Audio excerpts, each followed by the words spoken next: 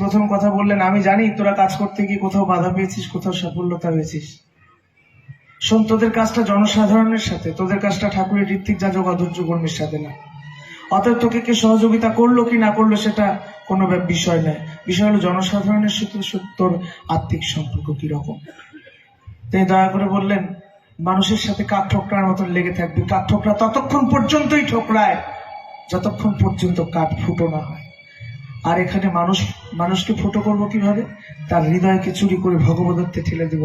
It is call যাজন, যেটাকে ঠাকুর বলছেন মানুষের সত্তাকে চুরি করে ভগবতত্বে ঠেলে দেওয়ার নামই যাজন। এই যে আমরা যাজন যাজন যাজন যাজন করি, যাজনটাই তাই, মানুষের সত্তাকে চুরি করে হনন করে ইষ্টার্থে নিবেদিত করা। এটাই তিনি বলছেন, কাঠ ঠোকরার মতন মানুষকে ঠুকতে হবে। তিনি বলছেন চেতনায় সবসময় ঠাকুরকে রাখবি। চেতনায় একটু সময় ঠাকুর হারিয়ে গেলে অনেক বড় বিপদের সম্মুখীন হতে পারে বলে তিনি নিজের জীবনেরই একটা ঘটনা বললেন। দেখেছিস না, কিছুদিন আগে আমার মাথায় অ্যাক্সিডেন্ট হয়ে কপালটা ফেটে গেল। সেদিন আমার পরিবারের গুরুজনরা অনেকেই আমাকে বাধা দিয়েছিল। সবাই কাউকে কনভিন্স করে, কাউকে ফাঁকি দিয়ে আমি বাইক নিয়ে অনেক রাত্রে গিয়েছিলাম। তার ফলটা আমার এমন পেতে হলো। ঠাকুর আমাকে বিভিন্নভাবে সিগন্যাল দিয়েছিল, আমি সেটাকে শুনিনি বা পরোয়া করিনি। তার দরুন আমার জীবনে এমন ঘটলো। তোদেরকেও নিত্য সময় তিনি দয়া করে এমন সিগন্যাল দিবে, তোরা কিন্তু বোঝার চেষ্টা করবি। আর বুঝবি তখন যখন তোরা তার সঙ্গে টিউনিং হয়ে থাকবি। তারপরে তিনি আমাদের প্রশ্ন করলেন, ইষ্টভীতি করলে কি হয় রে? আমরা আগে সবাই বললাম আগে টান বাড়ে। টান হলে কি হয়? কেউ বলছে ভালোবাসা বাড়ে, বলছে ভালোবাসার থেকে কি হয়? এবার আর আমার কাছে তো উত্তর নেই। সত্যি তো ভালোবাসাতেই তো শেষ। ঠাকুর যত কিছু বলছেন তার গোড়ায় গিয়ে দেখা যাচ্ছে যে ঠাকুর একটা কথাতেই দাঁড়িয়ে থাকছেন যে ভালোবাসো, তাই তুমি আমাকে ভালোবাসো, এটাই তোমার জীবনে আদর্শ, আর অন্য কোনো গল্প নেই। বি কনসেন্ট্রিক সুকেন্দ্রিক হও। অরবিন্দ বলছেন ইষ্টভীতি করলে মানুষ বিনম্র হয়, ইষ্টভীতি করলে মানুষের অহংকার ক্ষয়। এটা নতুন শুনলাম, আমি অন্তত নতুন শুনেছি। আপনারা কে আগে শুনেছেন কিনা জানি না। এই কনসেপ্টটা হয়তো অন্তর্নিহিতভাবে হচ্ছেই, কিন্তু এই এক কথায় তার উত্তরটা আমার খুব ভালো লেগেছিল। তিনি বলছেন ইষ্টভীতি করলে মানুষ বিনয়ী হয়, বিনম্র হয়। আর এই ইষ্টভীতিটা অবশ্যই নিষ্ঠা সহ প্রয়োজন। নিষ্ঠা ছাড়া ইষ্টভীতি কখনো মানুষকে বিনম্র করতে পারে না, কখনো মানুষকে বিনয়ী করতে পারে না। পরম পূজ্যপাদ শ্রী আচার্যদেব একদিন অমুদাকে বলছেন, এই অমু, তুই যে ইষ্টভীতি করিস তোর চোখের জল পড়ে কখনো? যাকে চোখের জল পড়বে কেন? ইষ্টভীতি গুরুকে ভোগ দিয়ে তো পরম আনন্দের কথা, সেখানে চোখের জল আসবে কেন? বলছে পাগল, আমার তো মাঝে মাঝে চোখের জল এসে যায়। বলছে কেন? আগে কেন? বলছে তুই এত সকালবেলা আমি অক্রোধী, আমি অমানি, আমি নিরলস কত কিছু বলিস, একটাও তো মানিস না। কখনো তোর মনে হয় না এই কপটময় জীবনে তিনি দয়াময়, কত দয়া করেন, তাকে যখন ভোগ দিস তখন তোর কখনো কোনোদিন চোখের জল পড়ে না? তুই যা বলিস তা করিস না, করিস কি? আগে না তা তো করি না। তোর কান্না পায় না যখন তাকে ভোগ দিস, তিনি দয়া করে সেই ভোগ গ্রহণ করে। আমরা ইষ্টভীতি সঠিকভাবে করি না, তবু তার নিরন্তর দয়া পেয়ে যাই। আমাদের যোগ্যতার বাইরে তিনি প্রাপ্তি ঘটিয়ে দেন। এমনি করে অমুদাকে আরেকটি ঘটনা বলছেন, শোন তোকে একটা কথা বলি।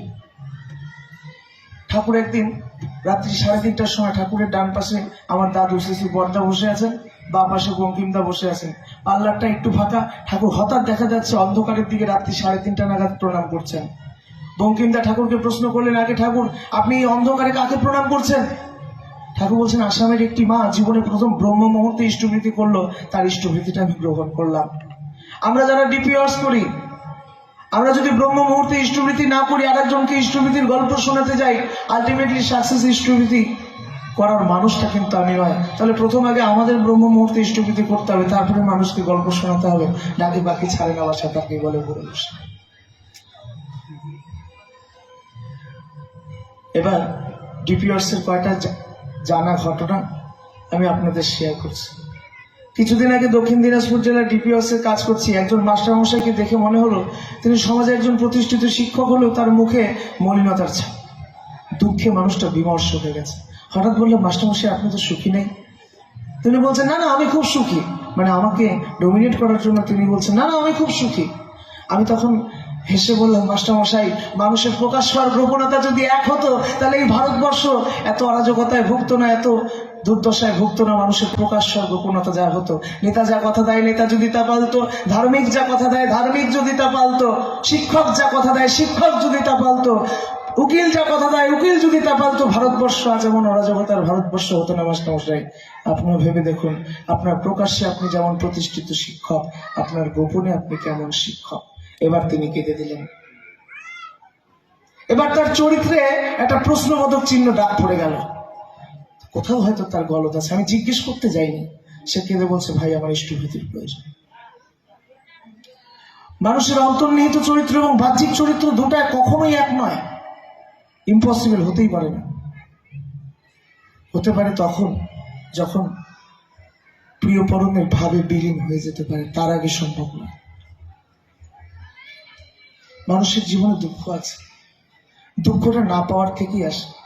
যে জিনিসটি পায়নি সেই জিনিসটি ছাড়াও যে মানুষটা বাঁচতে পারে, এই চিরন্তন সত্যটা একটা মানুষকে বুঝিয়ে দিলে মানুষ চিরসুখ উপলব্ধি করতে পারে। পরম পূজ্যবত শ্রী শ্রী অবিন্দ দাদা, তিনি তার এক টিমকে একটা গ্রামে পাঠিয়েছেন। সেই গ্রামে অনেক মানুষকে বোঝানোর পরে গ্রামে মাত্র রাজি হয় একজন বৃদ্ধ পুরুষ এবং বৃদ্ধা মহিলা ইষ্টভীতি করার ক্ষেত্রে। সেই মানুষগুলি ইষ্টভীতি করে, ইষ্টভীতি তাদেরকে ধরিয়ে দেওয়া হলো। তারা ইষ্টভীতি শুরু করেছিল, ফোন মাধ্যমে জানা যাচ্ছে। অবিন্দ দাদা তাদেরকে, ছেলেগুলিকে 15 দিন পরে বলে, আরে ওই যে বৃদ্ধা মহিলা বৃদ্ধ পুরুষ যে ইষ্টভীতি শুরু করলো, ওই দাদু দিদা, তারপরে আর গিয়ে দেখা করেছিস? আগে না করিনি। আমি তেল খরচা দিচ্ছি, এক্ষুনি গিয়ে দেখা কর। তারা দেখা করতে গিয়ে দেখলো যে বৃদ্ধা মহিলা বৃদ্ধ পুরুষ, তাদের পরিবারে তো তাদের সাপোর্ট করার কেউ নেই, তাদের আপদে বিপদে দাঁড়ানোর কেউ নেই, শুধুমাত্র আছে তাদের ওই শীর্ণকায় দেহ, চামড়া শুকিয়ে যাওয়া একটি দেহ। সেটা দিয়ে কখনো অন্যায় প্রতিরোধ করতে গেলে মার ছাড়া কিছু জোটে না কপালে। দেখা যাচ্ছে ওই বৃদ্ধা মহিলা এবং বৃদ্ধ পুরুষ মানুষটির দিকে 15টা ছেলে তেড়ে আসছে তার জমি দখল করবে বলে। আর সেই সময় তৎক্ষণাৎ দেওঘর থেকে 15টা ধুতি পরা ছেলে ওই বৃদ্ধা মহিলা এবং বৃদ্ধ পুরুষের মাঝ পিছনে গিয়ে দাঁড়িয়ে পড়লো। 15টা ছেলে আস্তে আস্তে পিছুপা হাঁটতে হাঁটতে চলে গেল। অবিন্দাদা এই ঘটনাটা বলার পরে তিনি বললেন, আমি চাই এমনি করে 15টা না, 3 কোটি মানুষ যদি সৎসঙ্গে ইষ্টভীতি করে, একটা মানুষের বিপদে 3 কোটি মানুষ দাঁড়িয়ে থাকবে। এটাই হলো ডিপি ওয়ার্কস। আলটিমেটলি আত্মিক সম্পর্ক। ডিপি ওয়ার্কস মানে মানুষের ইষ্টভীতি ধরিয়ে দেওয়া নয়, আত্মিক সম্পর্ককে স্থাপন করে আচার্যদেবকে চিনিয়ে দেওয়া, অবিন্দাদাকে চিনিয়ে দেওয়া, ঘন ঘন দেওঘর নিয়ে যাওয়া। এটাই যাজন, এটাই ইষ্ট কাজ। আলাদা করে কোনো ইষ্ট কাজ সৎসঙ্গ জগতে নেই। শেষ একটা ঘটনা বলে শেষ করি। নর্থ বেঙ্গল ডিপি ওয়ার্কস টিমের ছেলেরা আলিপুরদুয়ারের কামাখ্যাপুরীতে একটা অনেক রাত্রি 10টার সময় একটা দোকানদারের কাছে গিয়েছে, দীক্ষিত ছিল, ইষ্টভীতি করে না। তার কাছে গিয়ে বলছেন, আগে দাদা আপনারা কেমন আছেন? এই আগে দাদা আপনারা কেমন আছেন বলতে এই লোকটা ঠিক গোমা সাপের মতন ফস করে, এখন আর আপনাদের খবর টবর নিতে হবে না, আপনারা এখান থেকে হাঁটেন, চলেন, এখানে দাঁড়াবেন না, চলেন। তারা চলে আসছে। যেই মাটি ওই বাড়িতে নিয়ে গিয়েছিল, ডিফল্টার বাড়িতে, সেই মাটি রাস্তায় আসছে, রাতের অন্ধকারে দেখছে ওই যে যিনি ভাগিয়ে দিলেন তার স্ত্রী রাস্তায় হেঁটে যাচ্ছে, খুব দুঃখে ভরা মন। আমাদের ছেলেপেলেদের বললো, এই যে এই মাটির স্বামী তোমাদের ভাগিয়ে দিল। ওই মাটিকে আমার ছেলেরা আবার জিজ্ঞেস করেছে, মা আপনি কেমন আছেন? এই বলাতে মাটা ফট করে বলছে, জানো বাবা, এতদিন ধরে আমি তোমাদের খুঁজছিলাম। যাকে কেন খুঁজছিলেন কেন?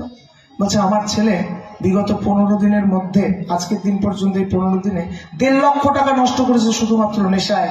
আমি শুধু কেঁদে আকুল পারা হয়ে যাচ্ছি, কি আমার ছেলেকে একটুখানি শুধু বুঝিয়ে দেবে জীবন কি। এই বলতে তিনি ঘুরতে অজ্ঞান হয়ে ওখানে পড়ে গেলেন। এবার আমাদের ছেলেপেলেরা, মহিলা মানুষ, ফট করে গায়ে হাত দিতে পারছে না। পাড়ার 2-1 মহিলাকে নিয়ে যেই গাড়িতে উঠাতে যাবে, ওই ভদ্র মহিলার স্বামী এসে বলছে, না তোমাদের গাড়ি দিয়ে হেল্প করতে হবে না। মানুষ যখন রাগ করে তখন মানুষ কতটা নির্বুদ্ধি লোভ হয়, মানুষের বুদ্ধি লোভ হয়। ওর বউকে বাঁচানো হবে, উনি সেই মুহূর্তে বলছেন তোমাদের গাড়িতে যাবে না, আমি টোটোতে যাব। হসপিটাল প্রায় 5 কিলোমিটার, উনি ওই পেশেন্টকে টোটোতে নিয়ে যাবে, তাও আমাদের গাড়িতে নিয়ে যাবে না, i20 গাড়িতে নিয়ে যাবে না। মানুষের ক্রোধ এমন। যাই হোক, পরবর্তীতে পাড়ার মানুষ তাকে ধাওয়া দিল, তার স্বামীটাকে, তুই বোকা নাকি, ওনারা সহযোগিতা করতে যাচ্ছেন, তুই এখানে বসে চলে যা। হসপিটালে ওই মাটি যখন সুস্থ হলো, সেই ছেলেটাকে যাজন করে আজকে ছেলেটি ইষ্টভীতি করে, নেশা তো দূরের কথা, সে সৎসঙ্গ নিয়ে পাবো। একটি মানুষের জীবন পরিবর্তন হয়ে গেল। এটা আত্মিক সম্পর্কের ভেতর দিয়েছে, শুধু একটা সময় গিয়ে ব্রহ্মজ্ঞান ছাড়ার মধ্য দিয়ে হয়নি। ওই যে সেই মাটিকে হসপিটালে ভর্তি করেছিল ছেলেটি কিন্তু নর্থ বেঙ্গল ডিপিওস টিমের ছেলেদের প্রতি ঋণী হয়েছিল, কারণ তার মায়ের বিপদের দিনে তারা ব্রহ্মজ্ঞান দিয়ে পালিয়ে যায়নি, তারা ব্রহ্মজ্ঞান দেওয়ার সাথে সাথে ব্রহ্মজ্ঞান নিজেদের জীবনে কিঞ্চিত হলেও বাস্তবে দেখিয়েছিল। মানুষকে যতদিন পর্যন্ত ঋণী না করছেন ততদিন ব্রহ্মজ্ঞানের কথা দিয়ে লাভ নেই। আমার পেটে এখন প্রচন্ড খিদা, আপনি আমাকে গীতার ব্যাখ্যা সত্যানুসরণের ব্যাখ্যা দিলে হবে? একটা কথা আমি শুনবো না। গল্প আগে ভাত লাগবে, তারপর তোমার সাথে গল্প হবে। আগে মানুষের ব্যথা নিরসন করুন, দেখবেন সব হয়ে যাবে। আর পরম প্রচলিত শ্রী অবিন্দদা লকডাউন আমলে তার ওখানে প্রচুর ছেলে ফেলে ডাটা এন্ট্রি করতো। যেই ডাটা এন্ট্রিটা করতো, তো একটা ছেলে প্রতিদিন শুধু শুধু খেত আর ঘুমাতো আর তার মতো ফাজলামি করে বেড়াতো। তিনি ফট করে একদিন একটু রাগ করে তিনি বলছেন, তুই না খুব ফালতু ছেলে, তুই খুব ফালতু ছেলে।